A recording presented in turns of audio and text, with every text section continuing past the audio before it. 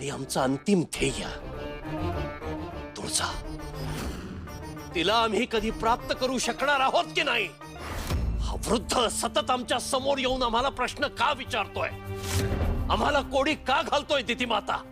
कदाचित भविष्यात येणाऱ्या एखाद्या मोठ्या संकटाचे हे सगळे संकेत नाही आहेत ना तिथी माता?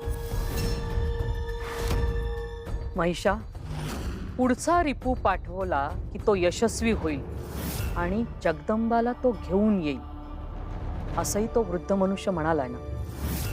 कदाचित तुला तुळजापासून दूर ठेवण्यासाठी ही कोणाची चाल नसेल ना.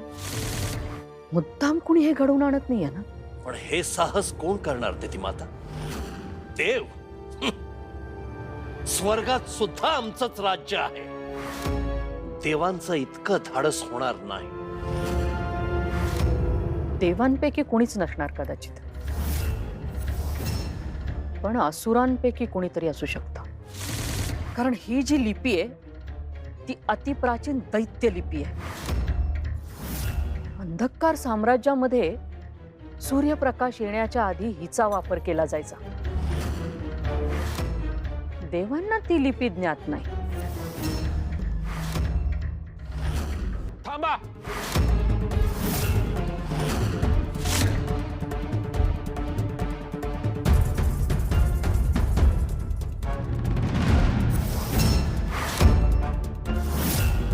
धनाजीराव,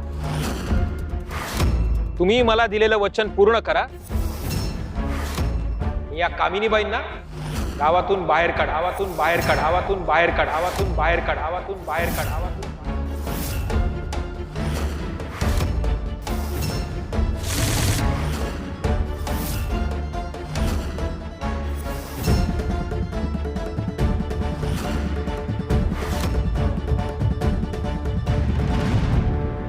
अहो जनक बाबा, सांगा तरी काय झालं? तुम्ही असे राग रागत तडकन निघून आला तिथून. काय झालं ते दिसलं नाही वय तुम्हाला? हा, काय धिंगाणा चालला होता? शिंगाराचा खेळ चालला होता, तो दिसला नाही का? डोळे मिटून घेतले होते तुम्ही. अहो पण त्यात वाईट काय? आणि तुम्हाला बी आवडलाच होता की तो खेळ. तुम्ही बी मान डोलवत होतात, गुंगला होता त्याच्यात. तुम्ही बी डोळे मिटले होते, हे बघितलंच होतं की मी. काही क्षणांसाठी मी त्या नादात भ्रष्ट झालो असेल, हा, पण म्हणजे त्यात बुडून जाईल असं कसं वाटलं तुम्हाला? जे काय चाललं ते बरोबर नाही हे ध्यानात आलं माझ्या. पण तुळजाईनं योग्य वेळी बाहेर काढलं मला. तुम्ही बी योग्य वेळी बाहेर पडा. आणि आम्हाला त्याच्यातून बाहेर पडायचं नसेल तर?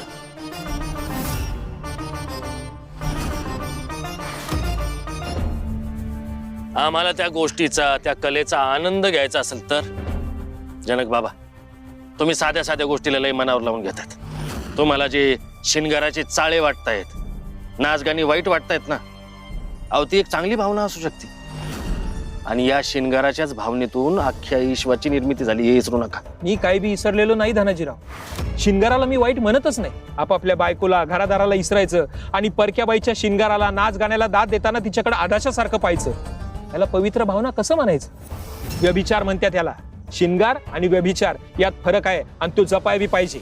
पण जनक बाबा, समद्या गावाला आवडतंय ते. पण तेच चुकीचं आहे ना.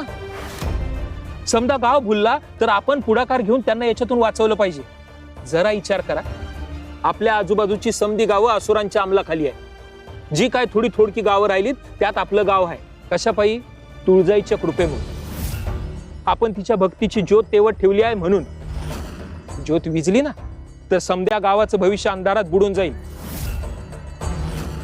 उलट प्रत्येकाच्या आयुष्यातला अंधार दूर करून त्यांच्या आयुष्यात प्रकाशाचं किरण आणण्याचं काम या बाई करतायत.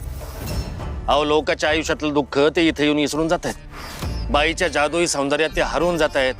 हे चांगलं नाही का? ते हरवून नाही, वाहवत जात आहेत. समजा वंगाळ अमंगळ चाललं आहे इथं. अहो जनक बाबा, तुम्ही मला चुकीच्या गोष्टी पटवाय जाऊ नका. मला त्या पटणार नाही. तुम्ही दिलेलं वचन पाळणार आहात का नाही तेवढं बोला फक्त.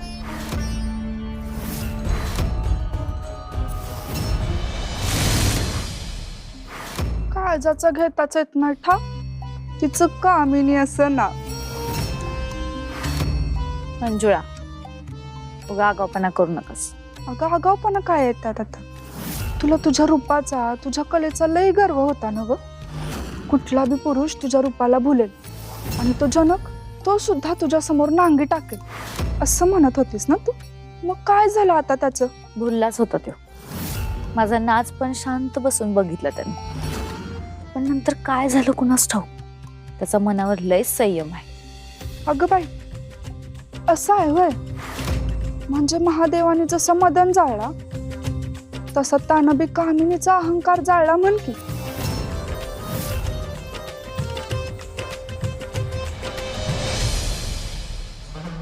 कामिनीबाई, या धनाजीराव. काय धनाजीराव, अहो एवढ्या विश्वासानं एक कामगिरी सोपवली तुमच्यावर आणि तुम्हाला ती बी जमली नाही होय? अहो असं कसं कामिनीबाई, तुम्ही शब्द टाकला होता म्हणून मी त्याला समजावून इथपर्यंत घेऊन आलो होतो. पण त्याचं काय डोसकं फिरलं कुणास ठाव. बरं त्याला समजवायला मी त्याच्या मागं मागं सुद्धा गेलतो, गडी काय ऐकना. जनकराव ऐका की,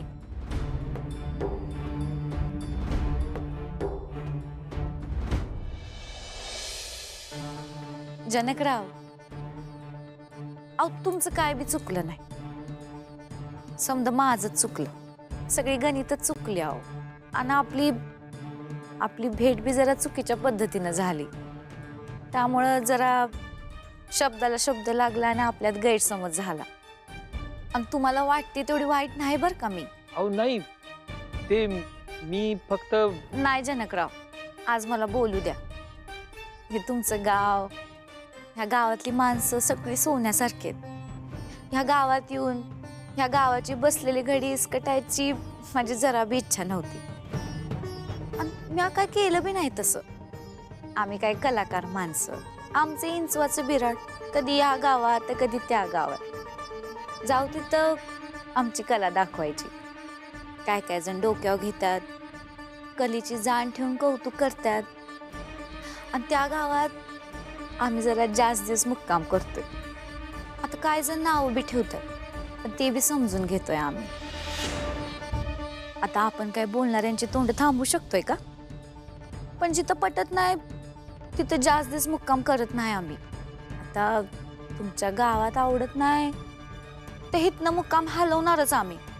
ठीक आहे, येतो मी. पण पुढं कुठल्या गावाला जाणार, काही ठरलंय तुमचं? गावला मासा जाळ्यात गावला. जाऊ आता वाट घावल तिथं पोटा पाण्याच्या शोधात. बघू आता आमचं नशीब कुठं नेतंय.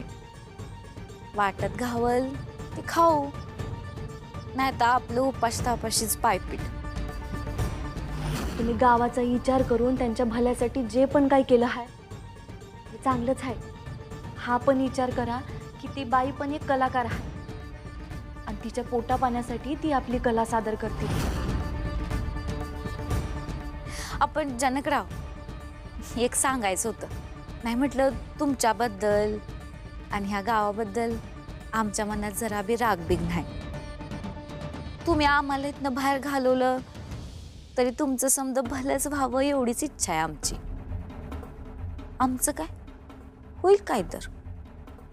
जनकराव फक्त जाता जाता एक गोष्ट करायची. नाही म्हणलं मी महादेवांची लय मोठी भक्त आहे आणि त्यासाठी 1000 दिवं लावून आमच्या कनातीत महाआरती करायचे आणि त्यांच्या पुढं आमची कला सादर करायचे. आणि त्या बिगर आम्ही कुठलं बी गाव सोडत नाही. पण ह्या वेळेला कमाईच झाली नाही. पण मी तरी बी 1000 दिवं लावणारच. हा पण त्यासाठी तेल कुठनं मिळेल जरा सांगाल काय तुम्ही? नाही म्हणलं ह्या गावात मी नवीन आहे, तुम्ही सांगाल काय मला?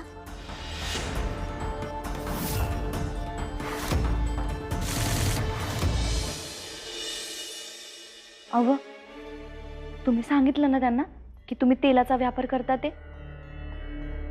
आधी वाटलं होतं सांगावं का नाही, पण शेवटी दिलं सांगू. आता त्यांना 1000 भर दिव्यांसाठी तेल पाहिजे. अहो मग द्या की, तुम्ही बी काम करता. आता आपल्याकडे बैल बी आहेत आणि लागलंच तर मी बी आहेच की मदतीला. तो प्रश्न नाही गंगाई. मग अगं आता तुला कसं कळत नाही, माझ्यामुळे त्यांची कनात गावाच्या बाहेर चालली, त्यांची काही कमाई पण झाली. आता मी त्यांच्याकडून मोबदला घेऊ कसा सांग बरं. तुम्ही म्हणतात ते बी बराबरच आहे. तेच तर. आणि ते म्हणतात का मोबदला घ्यावाच लागल कारण दिवे देवाचे आहे. अहो पण त्यांनी दुसऱ्या कोणाकडून जर तेल घेतलं तर ते त्यांना नेहमी एवढाच भाव लावतील. त्यापरेस तुम्हीच त्यांना तेल द्या ना. मी त्यांच्याकडून मोबदला घेऊ शकत नाही गंगाई. अहो मोबदला किती घ्यायचा हे तुमच्याच हातात आहे ना व. तुम्ही त्यांच्याकडून नेहमी इतका भाव घेऊच नका. नुसतं नावापुरतं घ्या. एखादी मोहर, एखादा गव्हाचा दाना, म्हणजे त्यांचा नेम बी चुकणार नाही आणि तुम्हाला बी वाईट वाटणार नाही. हा, हे चांगलं सुचवलंस गंगाई. मला लई राग केला ग त्यांचा. त्या बाई महादेवाच्या लई मोठ्या भक्त आहेत हे कळल्यावर लई वाईट वाटलं मला. माणूस म्हणून त्यांची बाजू समजली आणि कस्तरीच झालं बघ मला. तुम्ही जे काही केलं ते गावाच्या भल्यासाठीच केलं, म्हणून तुम्ही त्याचा जास्त विचार करू नका. आता तुम्ही त्यांना पुण्यांदा भेटलात ना, तेव्हा एकच सांगा, शृंगारापेक्षा भक्तीच्या मार्गाने गेलात तर आयुष्य किती सुखकर आहे ते. हा, हे आहेच माझ्या मनात. तुझ्याशी बोललो आणि मन हलकं झालं बघ आता.